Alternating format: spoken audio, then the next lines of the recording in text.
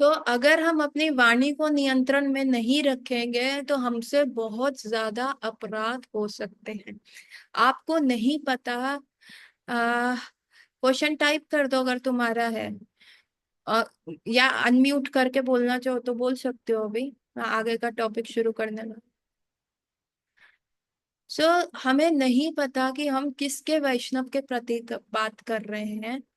आ, इस टॉपिक से अलग है तो फिर आप ग्रुप में पोस्ट का आप पूछ पूछ लेना मेरे से प्राइवेट चैट विंडो पे। सो हमें नहीं पता कि हम किसके प्रति अपराध कर रहे हैं, किसी का स्तर क्या है। अब हमें ये तो नहीं पता ना, सबके माथे पे तो लिखा नहीं है कि वो कितना बड़ा वैष्णव है।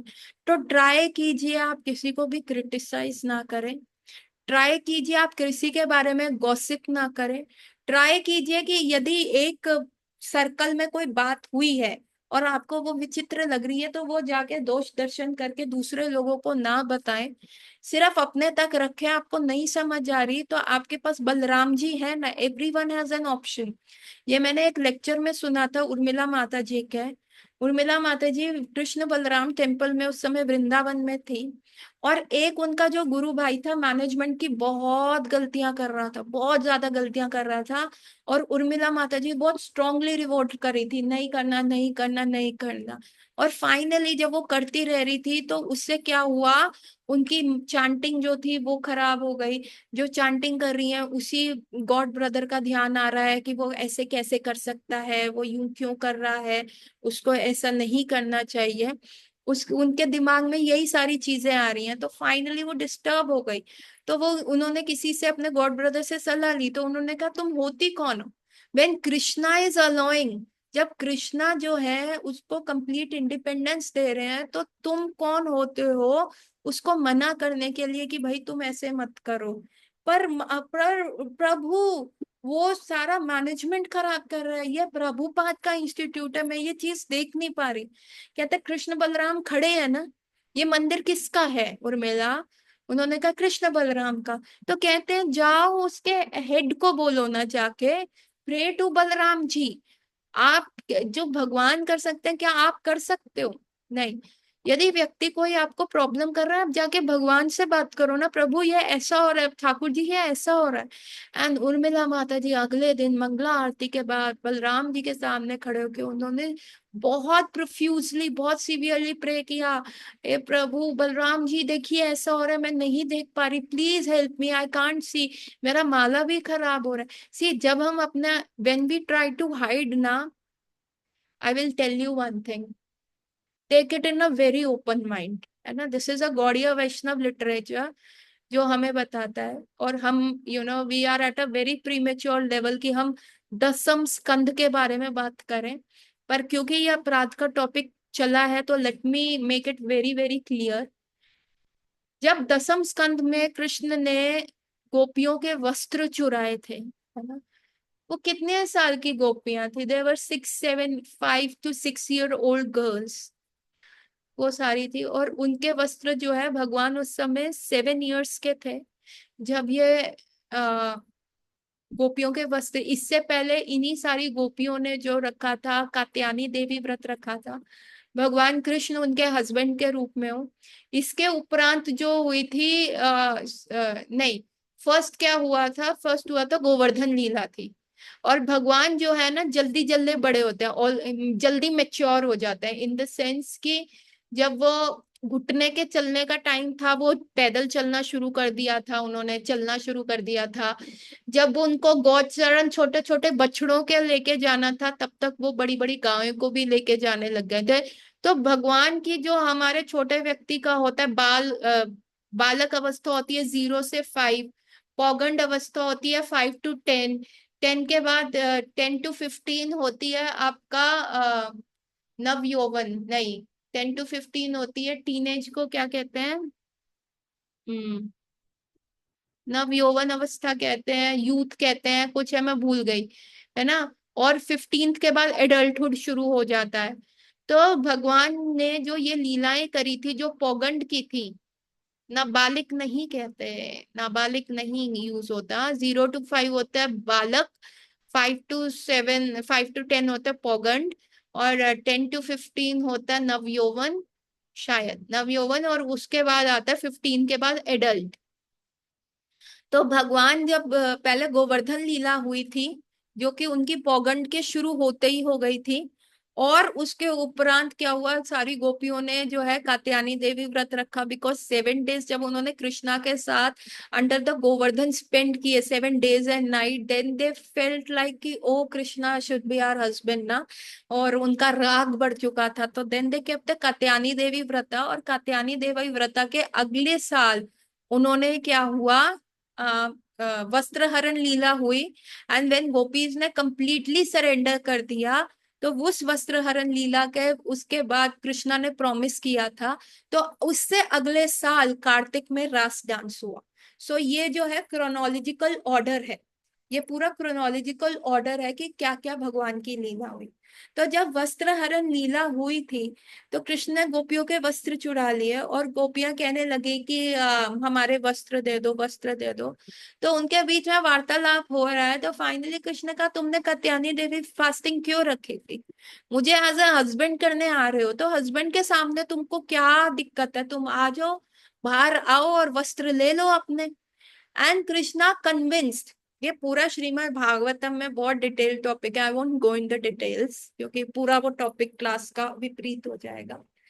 But when they started coming ना, they started to cover themselves, अपना लोअर पार्ट और अपर पार्ट यूं कवर करके बाहर आने लगे। कृष्ण का no no no no, I am not going to give you the वस्त्र लाइक दिस। तो ऐसे ऐसे एक दूसरे के पीछे छुप रही थी। अब वो 5 साल की गर्ल्स हैं, इसमें कुछ भी कामुक नहीं है, कुछ भी इसमें लस्टफुल नहीं है। एंड कृष्णा इज सेइंग कि नहीं, तुम ऐसे आके मेरे से वस्त्र नहीं लोगे, तुम अपने हाथ ऊपर करके कहोगे कृष्णा हमें वस्त्र दे दीजिए, बिल्कुल ऐसे पूरी नग्न अवस्था में हमें, हम मेरे समक्ष आओगे। तो गोपियों को तो बहुत ही शर्म आ रही थी कि हम कैसे जाएं, क्या करें क्या ना करें। And then finally then Krishna convince them कि ठीक है, फिर तुम ले लो ऐसे, तुमने मेरे को क्यों हस्बैंड रूप में करा, हस्बैंड और वाइफ में क्या शर्म होता है, ये है वो है।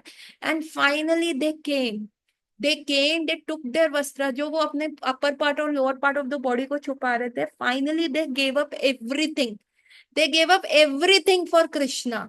है ना, जो वो शाइनेस थी वो भी कृष्ण को दे दी और हाथ खड़ा किया। सो कृष्ण ने फिर उनको रिवॉर्ड किया, कृष्ण ने उनको ये रिवॉर्ड किया कि रास डांस हुआ, कृष्ण ने अपने आप को उनको सेल करा। अभी इससे हमें क्या मिलता है, इससे हमें ये शिक्षा मिलती है, हम कितने सारे फेसेस लगा के बाहर जाते हैं, है ना। जो मैं हूं, शायद मैं वो आपके समक्ष नहीं दिखा रही, मेरा प्राइवेट फेस अलग है, और मेरा जो लोगों से मिलने का फेस अलग है, एज अ डॉक्टर का फेस अलग है, इस्कॉन में मेरा अलग फेस है ना, आपके समक्ष अलग चेहरा है, और जो मेरे सीनियर्स हैं उनके उनके समक्ष मेरा चेहरा अलग है। तो ये डिफरेंट डिफरेंट फेसेस हैं, लेकिन रियल फेस क्या है हमारा, कि हम कितने पानी में है या क्या है, द रियल फेस जो है वो भगवान जानते हैं और हम जानते हैं। और हमें पता है कि चाहे हम कितना भी लीपा पोती कर लें, लेकिन जब हम अपना रियल फेस देखते हैं तो वो बहुत अगली है।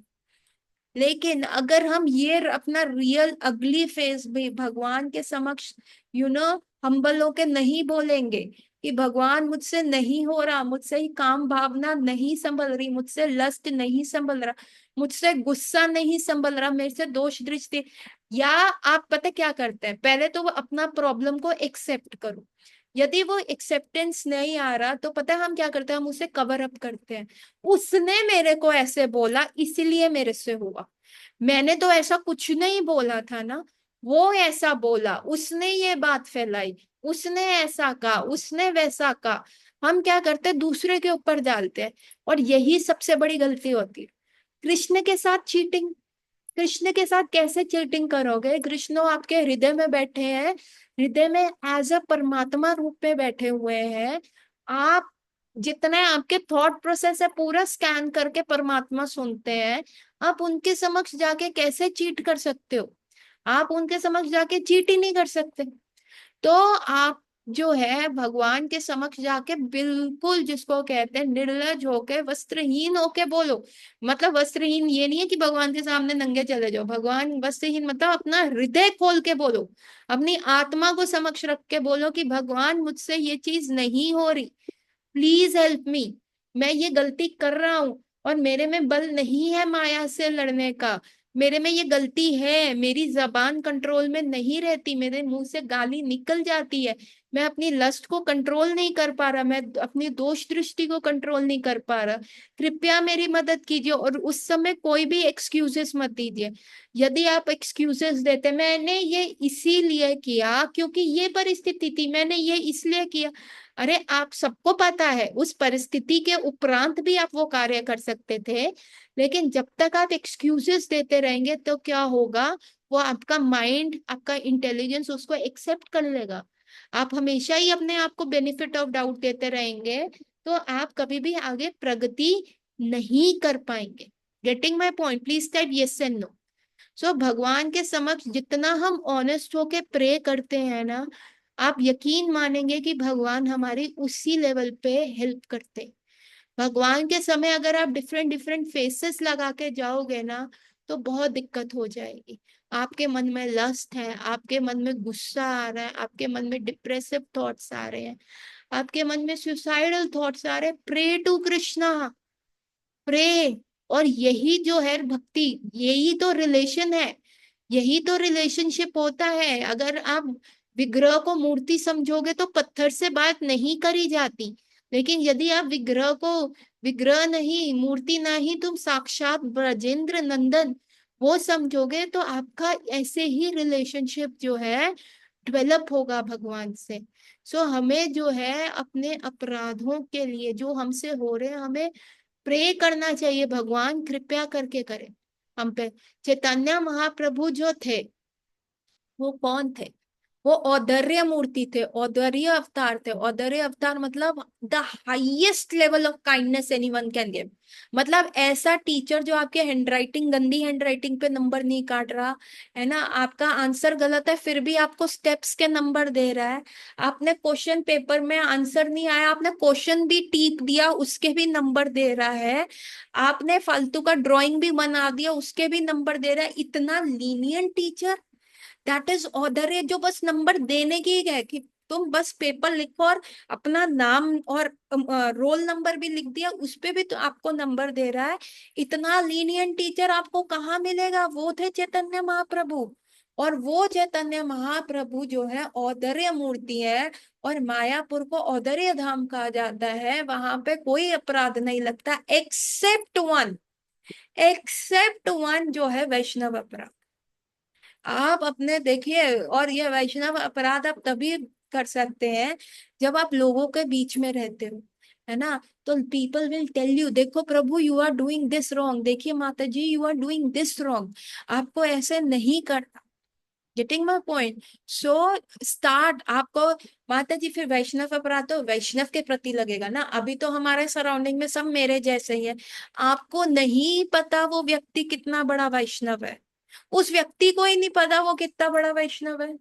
अब जब हनुमान जी बैठे हुए थे, जब वो सारे लंका जाने के लिए थे, और वो सोच रहे थे कि ये पूरा महासागर कैसे क्रॉस किया जाएगा, तो सारे बंदर कह रहे थे मैं सिर्फ 10 मील तक का जंप है, कोई कह रहा था मेरा 5 मील तक का जंप है।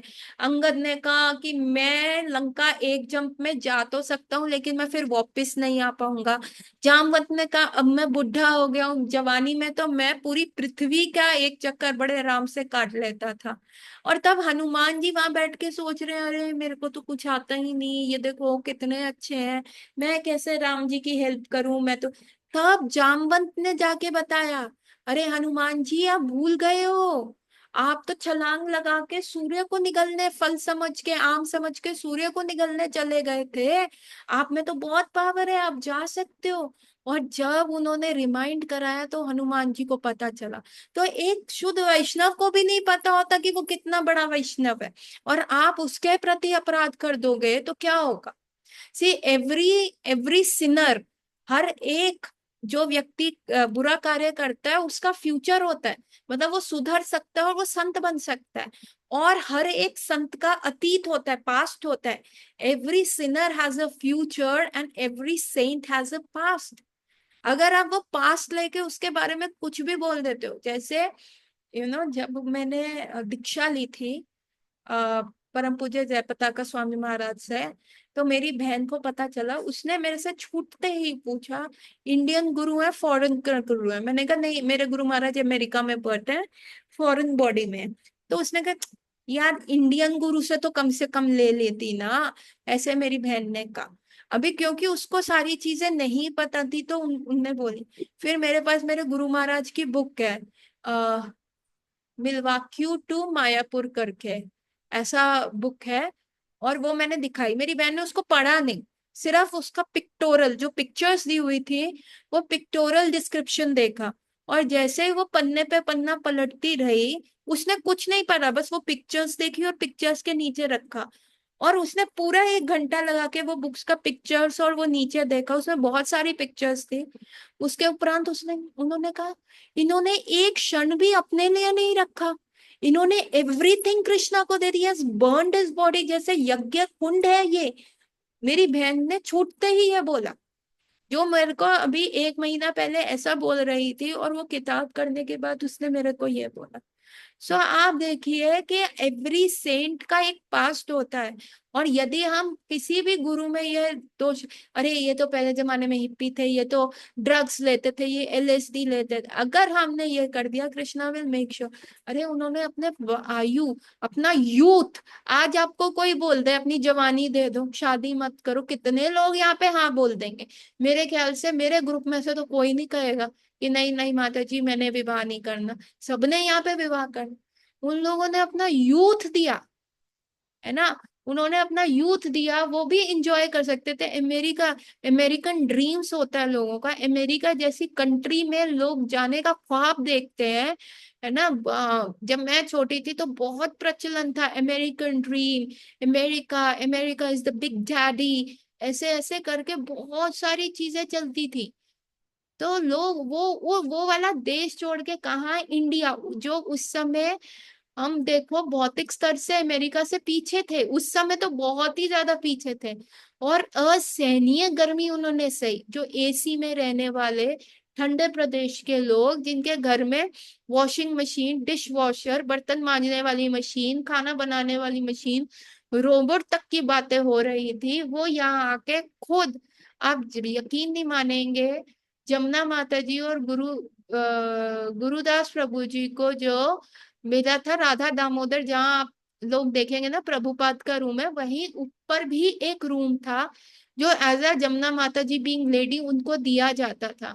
और उस समय गर्मी, वृंदावन की गर्मी, आपने लोगों ने एक्सपीरियंस की होगी जो ब्रज में गए हैं गर्मियों में, जून में, मई जून के महीने में, ओ हो, इतना प्रचंड सूर्य होता था। यमुना माता जी पूरा दिन, और लाइट उस समय, ये 70 के दशक की बात है, लाइट इतनी जाती थी। अरे अब ये तो अभी कुछ समय से फुल टाइम लाइट्स आ रही हैं, नहीं तो हमारे बचपन में भी इन्वर्टर्स का बहुत ही प्रचलन था, लाइट बहुत जाती थी गर्मियों में। सो व्हाट हैपेंड कि जमुना माता जी 70 के दशक में जा रही हैं, लाइट का कोई नामो निशान नहीं, आती है तो बहुत थोड़ी देर के लिए आती है। वो जमीन पे पानी डाल डाल के अपने बिस्तरे को बार बार गीला कर करके 1 1 2 2 घंटे की नींद लेती थी। पूरी पीठ पे उनके दाने निकल आते थे। अभी जितनी सुख सुविधा वृंदावन में हो गई है, 70 के दशक में तो इसका कुछ भी नहीं था। ये लोगों ने अपना पूरा जीवन उसमें दे दिया। और यदि आप दोष दर्शन करें तो आपको माता जी उनको नहीं करेंगे दोष दर्शन, नहीं, आपकी जो हैबिट है ना, वो आपके आस पड़ोस से ही बनती है।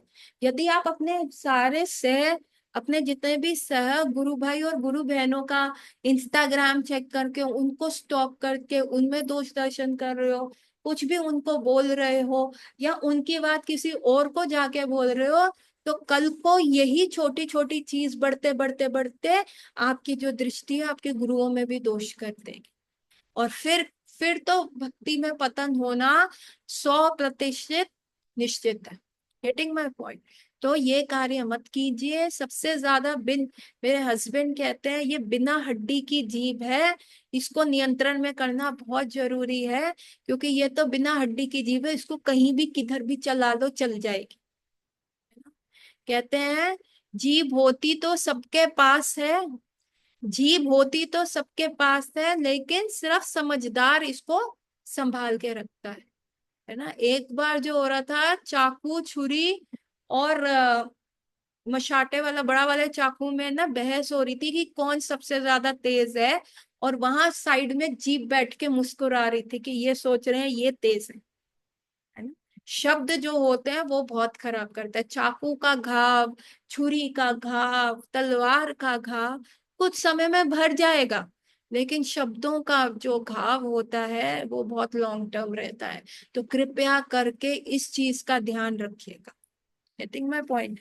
अब हमने अपराध की बात करी, अपराध वो है जो श्रीमती राधा रानी के विपरीत हमें ले जाए। अब हम पढ़ते हैं 10 नाम अपराध क्या है। भगवान के जप में 10 अपराध बन सकते हैं।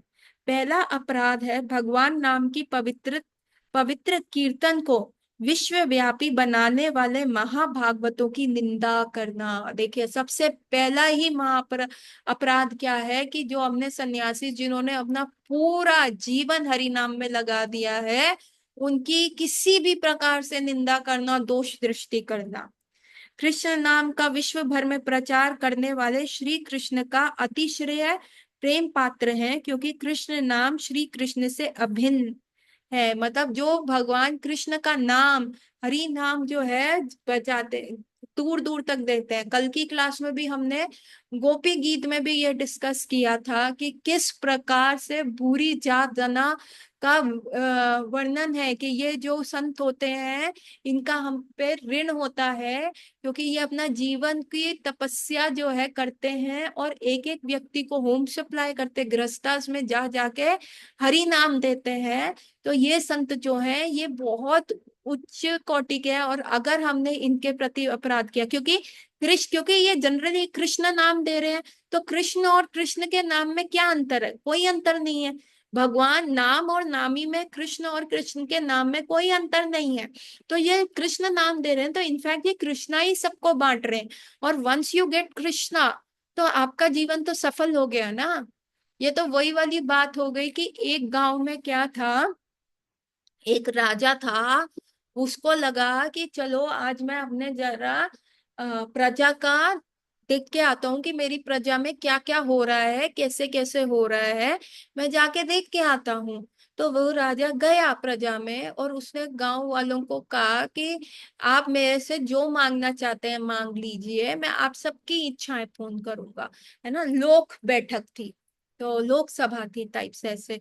तो फिर क्या होता है, ये सारे गांव वाले आते हैं, एक आके कहता है ओ मेरी बेटी की शादी है, कृपया करके मेरी बेटी के लिए दहेज का इंतजाम कर दिया। राजा अपने मंत्री को कहता है लिख लीजिए, कर लीजिए। फिर ऐसे करके कई कहता है कि मेरी गाय बछड़ा देने वाली है, पर मेरी जो है जो गौशाला है वो टूटी हुई है, कृपया करके उसकी मरम्मत करा दीजिए। कोई कहता है मेरे घर की छत टूटी हुई है। कोई कह रहा है मेरी बीवी बहुत टाइम से डिमांड कर रही है, उसको सोने की रिंग करवा दीजिए। तो ऐसे ऐसे करके सारे व्यक्ति कर लेते हैं, और सबसे गांव का जो वृद्ध वृद्ध व्यक्ति होता है वो चुप करके बैठा होता है। तो सबकी बारी आ गई, तो फिर उस वृद्ध व्यक्ति से भी पूछा गया। तो वृद्ध व्यक्ति जाके कहते देखिए मेरे को कुछ नहीं चाहिए, मेरे को सिर्फ ये चाहिए कि राजा जी जो है मेरे बेस्ट फ्रेंड बने और कुछ समय के उपरांत मेरे घर में आके भोजन करे, जैसे एक मित्र अपने मित्र के घर में भोजन करता है। तो सबने कर लिया। अब फाइनली 1 महीने के बाद राजा ने फॉलो अप लिया, हम उस गांव गए थे, उनसे मैंने कहा था, तो सारे प्रोमिसेस हो गए। तो मिनिस्टर जो है वो पूरी लिस्ट लेके बैठा है। हाँ जी महाराज, ये टिक हो गया, ये टिक हो गया, ये टिक हो गया। सबका हो गया, एक का रह गया। उन्होंने कहा एक का क्यों रह गया? क्योंकि राजा जी वो तो आप ही कंप्लीट करेंगे, उसने आपको मित्र माना था और वो चाहता है कि एक मित्र जो है उनके घर में भोज करे। तो राजा ने कहा ठीक है, मैं अब नेक्स्ट वीक की पूर्णिमा पे उनके घर जाऊंगा। अभी पूर्णिमा में हफ्ता रहता था। तो क्या हुआ, जैसे ही अब कोई राजा किसी के घर जाएगा तो वो टूटी फूटी जगह तो जाएगा नहीं। प्राइम मिनिस्टर कहीं पे भी जाएंगे तो वहां पे वो सारी चीजों की प्रॉपर प्रबंध होता है। तो जैसे ही पता चला कि राजा जी आ रहे हैं तो उसके घर की मरम्मत कर दी गई, उसकी गौशाला की मरम्मत कर गई, उसके घर के अराउंड बहुत सारे उद्यान लगा दिए गए, पेड़ पौधे लगा दिए गए, फल फ्रूट के लगा दिए गए, पूरा पेमेंट अच्छा सा बना दिया, एकदम चकाचक उसका घर कर दिया, उसको सबको नए वस्त्र दिए, गहने दिए, बर्तन दिए सोने के कि भाई तुम राजा जी को सोने के बर्तनों में खिलाना, खाद्य सामग्री दी कि तुम राजा जी आएंगे तो 56 भोग। तो आप देख लिए सब कितने बेवकूफ थे, उन्होंने एक एक विश मांगी, और यहाँ पे उस व्यक्ति ने राजा को ही मांग लिया। और राजा को मांगने से क्या हुआ, उस व्यक्ति का सारा कार्य जो था, सब कार्य एकदम चकाचक हो गया, सब ठीक हो गया, सब सारी इच्छाएं उसकी पूरी हो गई। तो कृष्ण, ये why I am telling you कि ये लोग क्या है, ये भूरी जातना जो ये सेंट्स हैं, ये कृष्ण को देने जा रहे हैं सबको, कृष्ण ले लो, कृष्ण को दे रहे हैं। और जब कृष्ण आते हैं, he is like that king, king आएगा तो उसके साथ ये सारे जो नौकर चाकर है वो तो किंग्स के साथ आएंगे ही ना, आएंगे कि नहीं। तो जब एक बार कृष्ण आपकी लाइफ में आ जाते हैं तो आपकी सारी इच्छाएं पूर्ण हो जाती हैं। जो मन में डिप्रेशन, जो असंतुष्टि, जो अनकंट्रोल्ड इमोशंस, जो एजिटेशन जो हमारे दिमाग में रहता है, ओ ये हो गया, आज मेरे को फिर गुस्सा आ रहा है, आज मैं फिर अपने गुस्से को कंट्रोल नहीं कर पा रहा, आज मेरे को फिर से वो घुटन वाली दिक्कत हो रही है, मुझे ऐसा हो रहा है, मुझे कुछ अच्छा नहीं लग रहा, मन कर रहा है किसी पे मैं गुस्सा निकाल दूं क्या। ये जब कृष्ण आ जाते हैं तो ये सारे इमोशंस तो अंडर कंट्रोल हो जाते हैं। एक एक इमोशन, एक एक चीज के लिए आपको दवाई लेने की आवश्यकता नहीं पड़ती। Getting my point. सो ये लोग क्या कर रहे हैं, हम जो इस संसार की अग्नि में बैठे हुए हैं, इस संसार की अग्नि से झुलस रहे हैं, और हमें पता भी नहीं चल रहा कि हम झुलस रहे हैं, क्योंकि वो अग्नि धीरे धीरे धीरे धीरे सुलग सुलग के हमें जला रही है, उसका धुआं हम धीरे धीरे पी रहे हैं, कि बहुत सारी व्याधियों में जा रहे हैं, जल्दी बूढ़े हो रहे हैं, खाना पीना, डाइजेशन, मेंटल एजिटेशन सब है। और ये लोग क्या कर रहे हैं, बहुत मेहनत से, और हम लोग इनको सुनते भी नहीं, धुतकार देते हैं, फिर भी ये हमारे घर आते हैं, हरि नाम दे रहे हैं, भगवत गीता का ज्ञान दे रहे हैं। और यदि ऐसे लोगों के प्रति आपने दोष दृष्टि कर ली तो भैया आपकी भक्ति लता बीज वहीं गिरा, हरि नाम प्रभु आपसे नाराज हो जाएंगे, और वो आपकी माला और आपकी जीभा से चले जाएंगे। सो दिस इज फर्स्ट नाम अपराध। एंड द सेकेंड नाम अपराध is, दूसरा अपराध भगवान विष्णु के परम तत्व के रूप में स्वीकार ना करना। भगवान के नाम, गुण, रूप, लीलाएं आदि में कुछ भी भेद नहीं है, इनमें भेद मानना अपराध है। श्री भगवान सर्वोपरि हैं, कोई भी उनके समान अथवा उनसे उत्तम नहीं है, अथा उनके तथा देवताओं के नामों में अभेद मानने वाले अपराधी हैं। भगवान श्री कृष्ण तथा अन्य देवों को सम्मान नहीं मानना चाहिए।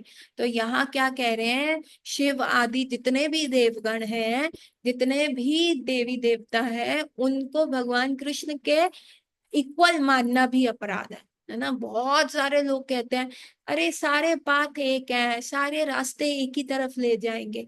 अरे कैसे सारे रास्ते एक तरफ ले जाएंगे, अभी बेंगलोर की टिकट खरीदोगे तो बंगाल कलकत्ता तो पहुंचोगे नहीं, दिल्ली की टिकट खरीद के मद्रास तो आप पहुंचोगे नहीं, दिल्ली पहुंचोगे। तो कैसे सारे भगवान को एक मान ले, और जो ये चीज मानता है वो सबसे बड़ा अपराध करता है, सबसे बड़ा अपराध करता है। और वही हुआ था, कृष्णदास कविराज गोस्वामी के भाई जो थे,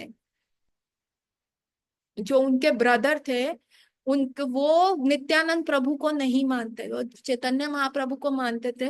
पर क्योंकि नित्यानंद प्रभु एज एन अवधूत रहते थे, उनमें दोष दृष्टि करते थे, अरे ये कैसा भगवान, ये कोई भगवान नहीं है, नग्न चलता रहता है, कहीं भी कहीं पे भी वस्त्र उतार देता है, स्नान करके आएगा तो धोती को ऊपर पहन लेगा और ऊपरी को नीचे पहन लेगा, किसी का भी जाके फल खा लेगा, कहीं से भी गहना लेगा तो सारे गहनों में रहेगा, है ना। नित्यानंद पूरा क्रिसमस ट्री की तरह गहनों से लदे रहते थे, ऐसे थे नित्यानंद प्रभु। तो ऐसा दोष दृष्टि करेंगे तो वो करता था।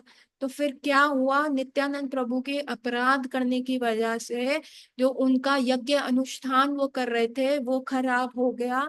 और इतने परम वैष्णव का संग, कृष्णदास कविराज गोस्वामी का संग उनसे छूट गया, क्योंकि नित्यानंद प्रभु स्वयं आके उनको बोला कि तुम जाओ वृंदावन, अब तुम यहाँ पे मत रहो।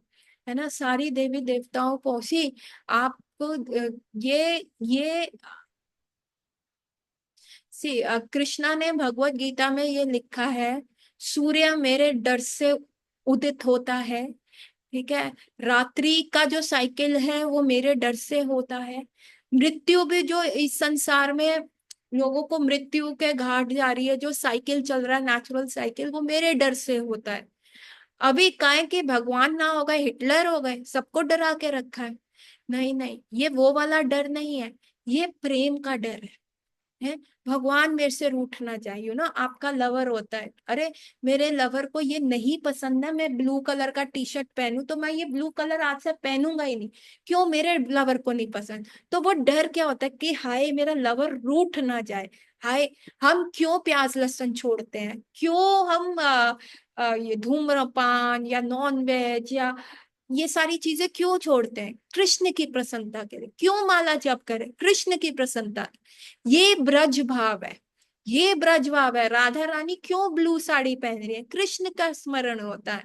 क्यों अपना 16 श्रृंगार करती हैं, क्योंकि वो उसमें भी कृष्ण का स्मरण होता है, कृष्ण को अच्छा लगता है। राधा रानी रेड साड़ी क्यों पहनती है, अरे ऑल्दो ब्लू साड़ी से उनको कृष्ण का स्मरण होता है, पर Krishna like Shrimati Radha Rani in red sari. तो इसीलिए राधा रानी रेड साड़ी क्यों, एकादशी वाले दिन आप देखेंगे जितने भी इस्कॉन सेंटर्स हैं shades of red he dressed up होते हैं। वाई, एकादशी क्या होती है, अ, हरि भक्ति जननी होती है, और माधव तिथि कहा जाता है एकादशी को। तो आप देखिए सारे, अगर आपने नोटिस किया हो, मायापुर से लेके हमारे इस्कॉन सेंटर से लेके कहीं के भी इस्कॉन सेंटर्स देख लीजिए, एकादशी वाले दिन Krishna and everyone is dressed in red, shades of red, pink, है ना, ऐसे वाले कलर्स में ड्रेस होते हैं, बिकॉज कृष्णा लाइक श्रीमती राधा रानी। सो हम सारी चीजें करते हैं कृष्ण की प्रसन्नता के लिए। सूर्य क्यों उदय हो रहे हैं, कृष्ण की प्रसन्नता के लिए। हाय, मैं अगर उदय नहीं होऊंगा तो भगवान को बुरा लग जाएगा ना, मेरा लवर रूठ जाएगा। नहीं नहीं, मुझे मुझे डर है कि वो मेरे से रूठ ना जाए, तो मेरे को ये कार्य नहीं कर। तो ये जो डर नहीं है, ये प्रेम का डर है ना। तो हम और यदि इन सूर्य को, इंद्र को, शिव जी को अगर भगवान के सम्मान मान लो, तो भगवान को ठीक है, भगवान के तो हम सब बच्चे हैं, पिता को तो अच्छा लगेगा कि मेरा बच्चा मेरे समान लगे। लेकिन लेकिन ये सारे देवी देवता रुष्ट हो जाएंगे, वो एम्बैरस हो जाएंगे। उनको लगेगा, ओ अभी जैसे प्राइम मिनिस्टर आए हैं किसी इवेंट में, और उसी इवेंट में होम मिनिस्टर आए हैं, और आपके पास सिर्फ एक माला है, एक केक पहनाने के लिए, और यदि आप प्राइम मिनिस्टर के सामने होम मिनिस्टर को वो माला पहना दोगे तो क्या होगा, होम मिनिस्टर झेप जाएगा, वो कहेगा क्या कर दिया आपने, उतारिए उतारिए, प्राइम मिनिस्टर आ रहे हैं उनको पहनाइए, आप ये ऐसा कैसे कर सकते हैं, आपको शर्म नहीं आती। होम मिनिस्टर भड़क जाएगा, एम्बैरस हो जाएगा, है ना। उसी प्रकार से ये सारी जो देवी देवता है, यदि आपको कृष्ण से ऊपर हो आप, जय देवी माँ जय ये, तो वो कहेंगे अरे तुम पागल हो क्या, हमारा हमारा बाप आया हुआ और तुम हमें देख रहे हो, है ना। कृष्ण तत्व को समझना, विष्णु तत्व को समझना, ये भी नाम अपराध हो जाता है यदि हम उनको समझे। सो दूध से दही बनती है, लेकिन दही से क्या दूध बन सकता है, प्लीज लिखिए यस और नो। दूध से आप दही जमाते हैं, मैं रोज दही जमाती हूँ, पर क्या मैं उस दही को रिवर्स कर सकती हूँ, नहीं कर सकती ना। सदा कर सकते हैं, उद्धव, क्या हम उसको रिवर्स कर सकते हैं। दही से लस्सी बना सकते हो, तो क्या दूध बन सकता है। हाँ, लस्सी अलग चीज है, दूध अलग है। तो उसी प्रकार भगवान की जो दृष्टि है, जो अ, जो भगवान की दृष्टि है जो कि ये माया पे पड़ती है, वो सदाशिव है ना। पर उल्टा नहीं हो सकता ना, उसी प्रकार से ये कहा गया है शिव जी दही के समान बने, उनका स्रोत कृष्ण ही है, सदाशिव का स्रोत कृष्ण ही है, लेकिन फिर भी दोनों में डिफरेंस है। दोनों एकदम अलग अलग है, दही अलग होती है और जो दूध होता है वो अलग होता है। इसीलिए ये सेकंड नाम अपराध है कि यदि हम किसी भी देवी देवता को भगवान के सम्मान मानते हैं, so this is the second नाम अपराध। अभी तीसरा अपराध क्या है? गुरु को सामान्य समझना, है ना। अभी हमने ये डिस्कस किया, अगर हम अपने गुरु महाराज को, अरे हमारे गुरु महाराज का भी तो पेट दर्द हो रहा है, उनको भी तो इंडाइजेशन हो रहा है, हमारे गुरु महाराज को भी तो ओल्ड एज आ रही है, ये है वो है, अगर यदि हम ये चीज कर ले तो ये भी तीसरा नाम अपराध है। गुरु हमेशा दिव्य हैं, उनके हृदय में कृष्ण है, वो लीला करते हैं, वो अपने अपनी भक्ति को छुपाए रखते हैं। सो देखिए, जन्म मृत्यु जरा व्याधि तो ये शरीर का है, लेकिन यहाँ पे तो आत्मा के स्तर की बात हो रही है। और यदि आप अपने गुरु स्तर को भी, गुरु परंपरा को भी ये काम मान ले कि ये हमारे गुरु भी हमारी तरह ही हैं, हमारी तरह खाते पीते चलते बैठते हैं, तो फिर ये सबसे बड़ा अपराध होगा। क्योंकि देखिए, ज्ञान जो होता है ऊपर से नीचे आता है, इसमें सबसे बड़ी हानि क्या होगी? क्या हानि होगी कि गुरु को इंसान मान लो, तो आप में अपराध दृष्टि आएगी, अरे ये भी मेरे जैसा, मैं भी इसके जैसा, तो ये इतना महान क्यों? फिर ज्ञान का फ्लो कैसे होगा? आप देखते हैं झरने का पानी क्या होता है, ऊपर से नीचे आता है। ज्ञान भी क्या, ऊपर से नीचे आता है। हमारी गुरु परंपरा भी कैसे चल रही है, ऊपर से ज्ञान नीचे आता जा रहा है और फिर हम तक वो ज्ञान पहुंच रहा है।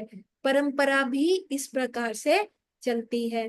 तो लेकिन यदि हम अपने गुरु को ही कह ले कि ये हमारे जैसा ही है, तो क्या ज्ञान ऐसे आ पाएगा? क्या हम अपने गुरु को रिस्पेक्ट कर पाएंगे? क्या हम उनकी बात मान पाएंगे?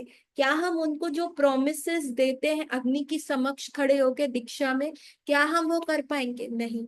जब तक आप उस व्यक्ति को उच्च स्तर पे नहीं लोगे, तो आप कभी भी, क्या हुआ, शिला प्रभुपाद चले गए जब उनका तिरोभाव हो गया, जो वो भक्त हमारे समक्ष उन्होंने अप्रकट लीला करी, तो बहुत सारे शिला प्रभुपाद के डिसाइपल्स थे, उन्होंने जीबीसी को फॉलो करना बंद कर दिया। उन्होंने कहा कि प्रभुपाद ने जो 11 गुरुओं के नाम दिए उनको एक्सेप्ट करने के लिए मना कर दिया। ये कैसे गुरु बन सकता है? इसने 1972 में इस्कॉन ज्वाइन किया, मैंने 67 68 में ज्वाइन किया, मैं इससे 4 साल सीनियर हूं, मैं इसको मान ही नहीं सकता, मैं मान ही नहीं सकता, मैं नहीं मानूंगा। तो बहुत लोगों ने अपने जो, क्योंकि उन्हीं के तो गुरु भाई और गुरु बहन जो थे, गुरु भाई जो थे, वही तो गुरु बने प्रभुपाद के डिसाइपल्स। अब कोई 68 में ज्वाइन हुआ, कोई 1970 में ज्वाइन हुआ, कोई 72 में, कोई 75 में। जैसे भक्ति चारू स्वामी महाराज का भी नाम था, वो तो 76 में 75 में ज्वाइन हुए, तो और वो जीबीसी का भी पार्ट बने। तो बहुत सारे लोगों ने मानना शुरू, मैं तो इससे 10 साल पहले ज्वाइन हुआ। तो यही होता है कि गुरुजनों को सामान्य दृष्टि से देखना। और जो हमने फर्स्ट क्लास में, अभी की क्लास में भी डिस्कस किया, कैसे रामचंद्र पुरी ने भी ये गलती करी, माधवेंद्र पुरी जो उनके गुरु महाराज थे उनको भी सामान्य दृष्टि से देख लिया, मनुष्य जात दृष्टि से देख लिया, तो कभी भी ज्ञान नहीं आएगा। तो बहुत सारे शिला प्रभुपाद के डिसाइपल्स का फॉल डाउन हुआ ही क्योंकि उन्होंने गुरु को एज अ नॉर्मल व्यक्ति देख लिया। आज के लिए बस इतना। आज हमने 3 नाम अपराध डिस्कस किए, कल हम और आगे वार्ता करेंगे। यदि किसी का कोई प्रश्न है ग्रुप में पोस्ट कीजिए। क्लासेस का टाइम अर्ली हो गया है, कृपया करके क्लासेस को समय पे ज्वाइन करिए। 8:45 से ये अब क्लास शुरू होती है और दोनों क्लास अटेंड कीजिए, क्योंकि आज हम बहुत इंपॉर्टेंट इंपॉर्टेंट टॉपिक्स डिस्कस कर रहे हैं। सो गौर रात्रि एवरीवन, हम कल मिलेंगे। हरि बोल।